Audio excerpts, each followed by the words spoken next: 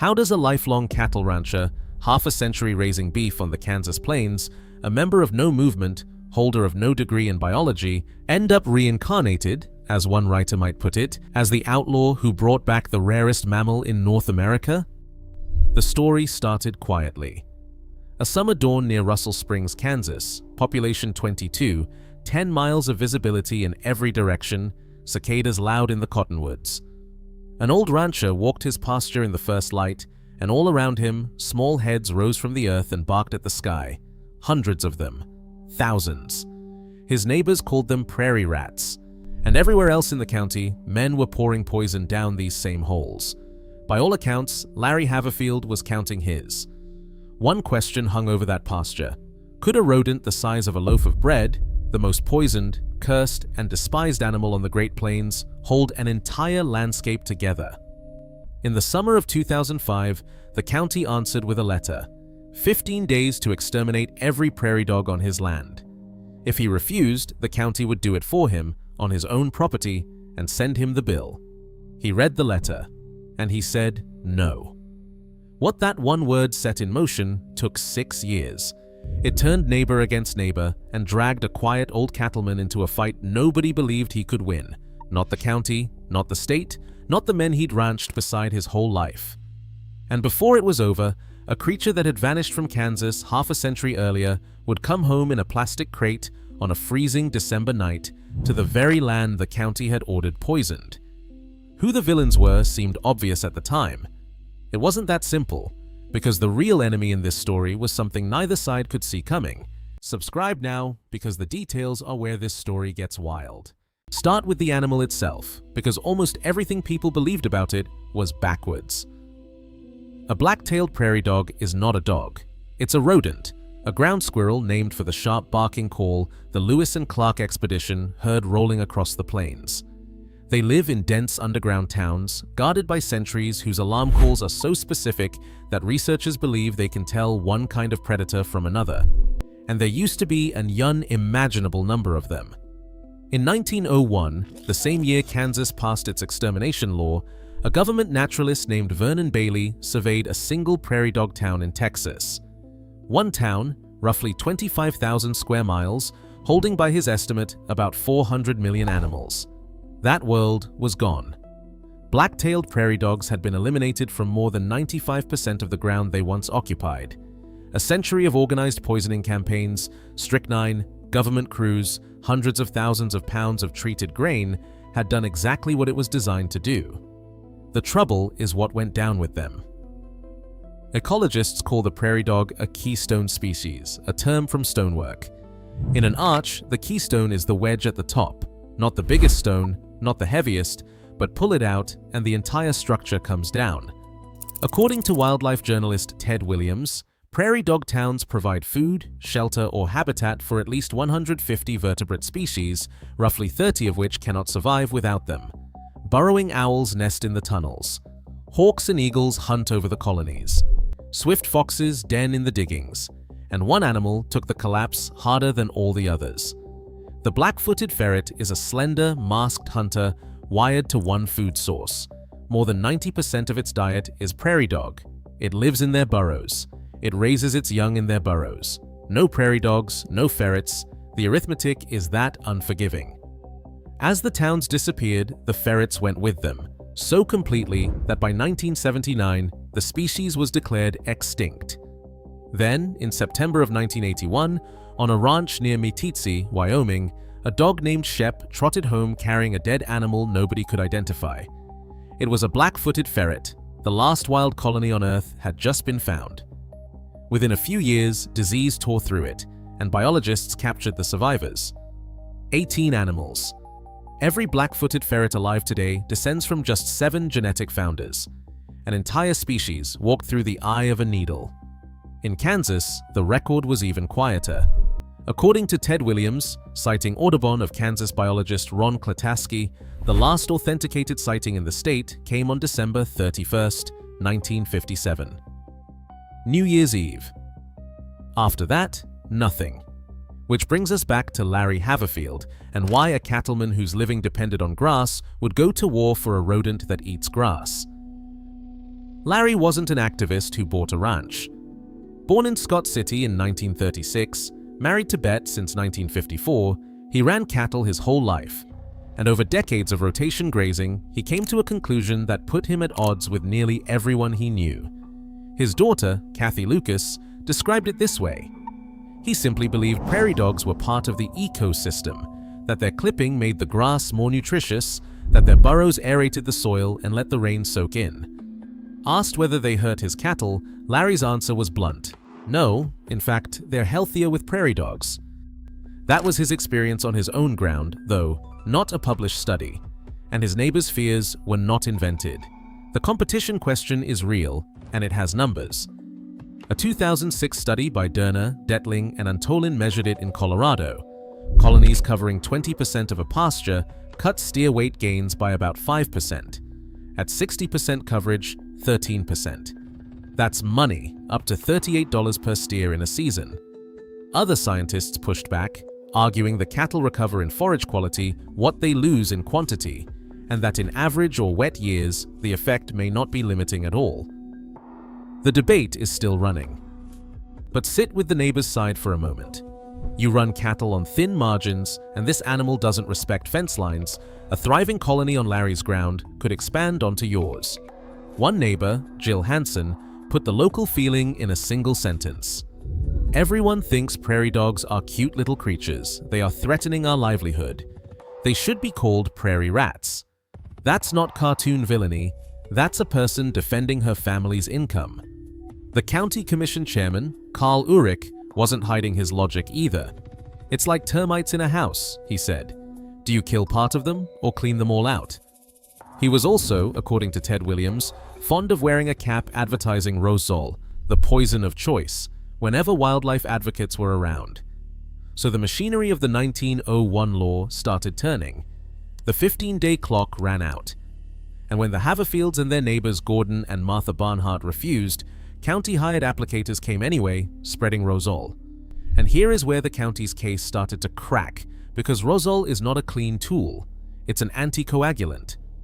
An animal that eats it bleeds internally for 1 to 3 weeks, wandering the prairie, so every hawk, eagle, and fox that scavenges a dying prairie dog gets a dose too. As federal ferret biologist Pete Gober put it, for every dead animal you find, there might be 100 you don't, because nature cleans them up so quickly. The law requires the bait to go down inside the burrows, to protect everything above ground. According to Ted Williams' reporting, the applicator on Haverfield's land spread it across the surface like confetti, and the state fined the operation $2,800 for it. The poison did not stay in the paperwork. Walking the Barnhart place one day, Larry found a golden eagle dead in the grass, killed, by all indications, by Rozol. A photograph survives of him holding it. An old rancher in work clothes, cradling a bird that almost certainly died because a poisoned prairie dog wandered out into the open. That eagle is what the argument looks like when it stops being an argument. And notice the hinge of the whole story. The county entered a private ranch against the owner's will to spread poison. The poisoning itself was done illegally, and the rancher, the man who broke no law of nature and harmed no one's property, was the one cast as the outlaw. The county was not alone in treating him like one.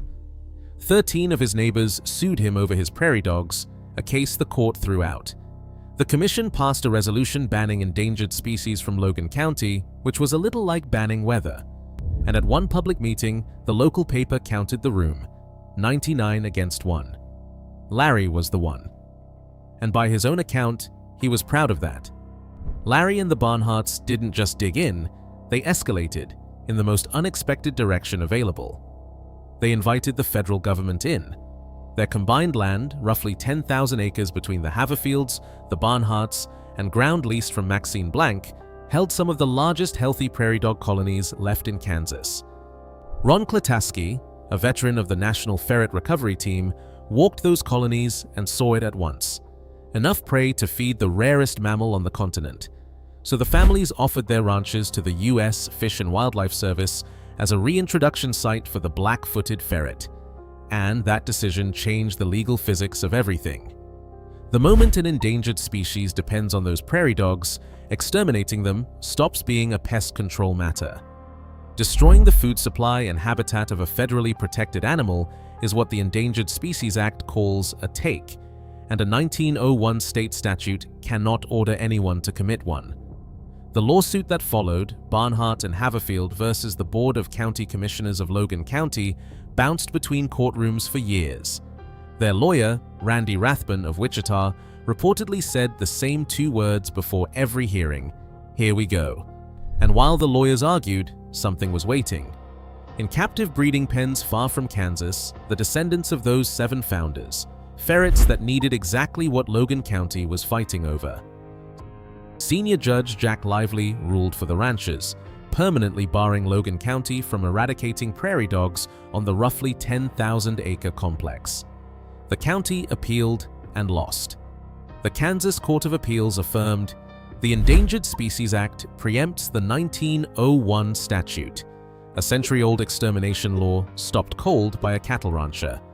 And the verdict carried an irony almost too neat to be real.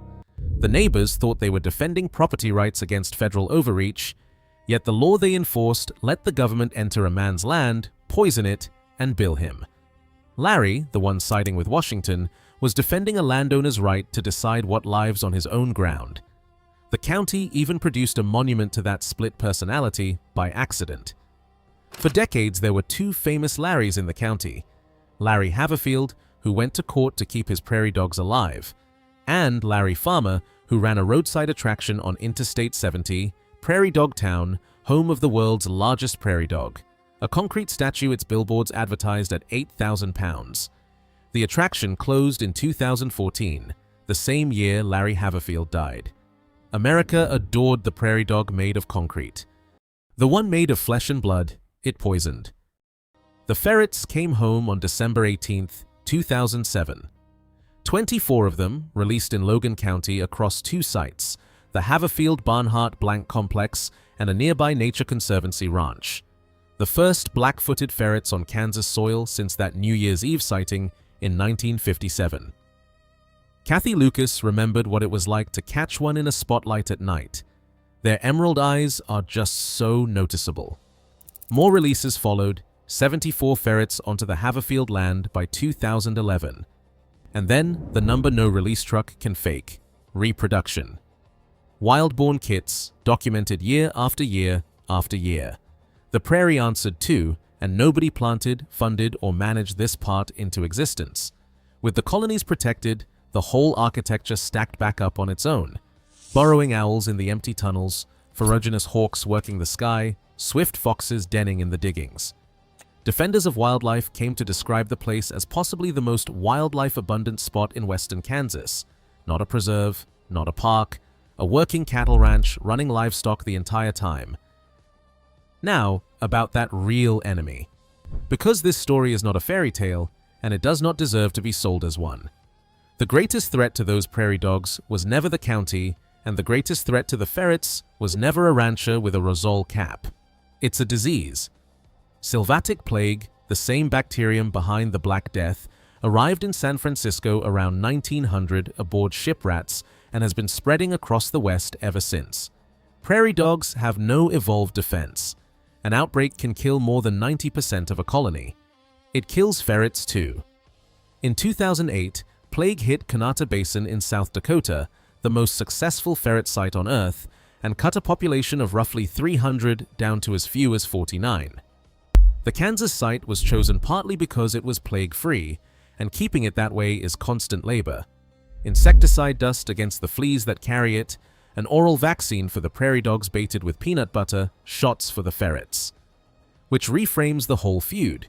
6 years and untold goodwill spent fighting each other, while the real danger to everything both sides loved was a microbe off a ship, with no lawyer and no opinion. Larry Haverfield died in 2014 at 77, having lived to see wild-born ferrets on his grass. His son Calvin carried the work until his own death in 2023. The 3rd generation runs the land now.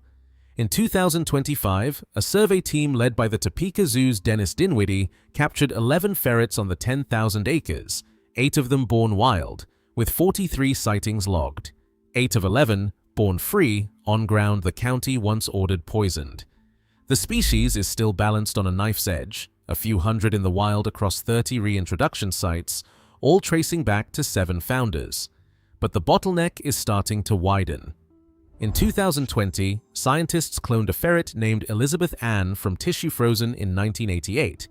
In 2024, a second clone, Antonia, gave birth to healthy kits, the first cloned endangered animal in America ever to reproduce. Genes that sat in a freezer for 3 decades, back in the bloodstream. An 8th founder, added by hand. Russell Springs looks today much as it did at the start of this story. Nothing announces that a piece of American conservation law was rewritten here, or that the continent's rarest mammal hunts these pastures at night on the strength of one family's stubbornness. Larry stood up in a room that counted 99 to 1 against him, and he was proud of the one. He turned out to be right, about the law, about the land, and about the animal everyone called a rat. But sit with this before the story ends. His neighbors weren't fools, and their fear was honest.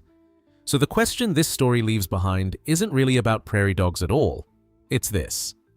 When everyone around you is certain, and the law is certain, and you alone believe they're wrong, how do you know whether you're the stubborn fool in the room or the only one who can see?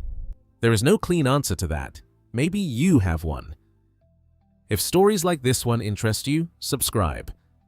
And if you are wondering what happened when someone applied this same philosophy on a drying out cattle ranch high in the mountains of Idaho, where the native trout were disappearing and nobody thought the water would ever come back, you need to see the story of Jay Wild and the 9 beavers he released into a dying creek in 2015. What those 9 animals did to that creek in the years that followed will leave you speechless.